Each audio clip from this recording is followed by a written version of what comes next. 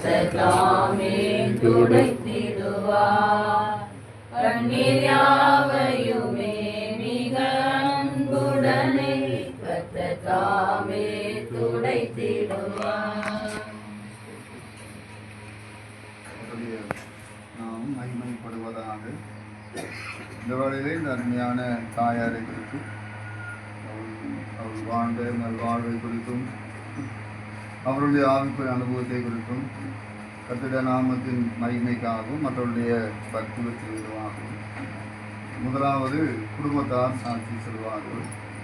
அதை பின்பாக சபையின் அங்கத்தினர்கள் சொல்ல விரும்பினாலும் உறவினர்கள் நண்பர்கள் சொல்ல விரும்பினாலும் அந்த நேரத்தை பயன்படுத்தும்படியாக கேட்டுக்கொள்கிறேன்.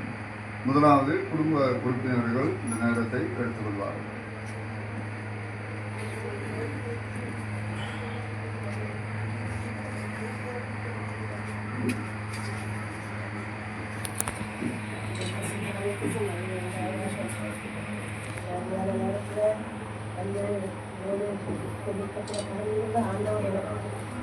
அந்த சிலத்துக்காக ஆண்டவருக்கு நன்றி செலுத்துகிறேன்.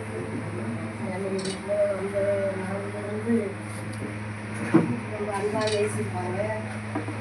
எப்போ வந்தாலும் வீட்டை பொருள் அதிகமாக எல்லாரும் கூடி ஜெபிப்பாங்க. எவ்வளவு லேட்டானாலும் ஜபத்துக்கு அதிக முக்கியத்துவம் கொடுப்பாங்க. நற்கிரிகள் செய்கிறதுல இருக்கோ இல்லையோ நிகழ்வுகளுக்கு தான் செய்வாங்க.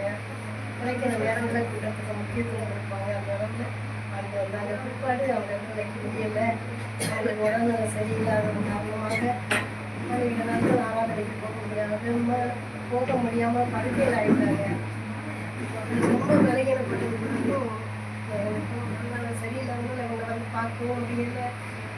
ரொம்ப வீக்கான நிலையில் அவங்க ஈடுபட்டுருந்தாங்க. எப்படியும் கத்ததை இருக்கிறதுனால அவங்க இன்னும் படுக்கையில் வைக்க வேண்டாம் என்று சொல்லி அவங்க ஆண்டவரும் அவங்க அழைத்து கொண்டார். விட்டு போகிற இடத்துல பிள்ளைகள் சொல்லி போகாமல் கத்தோடைய காரியத்தில் முன்னேற்றமாக இருந்து சாட்சியாக வாழ்ந்தார். எனக்கு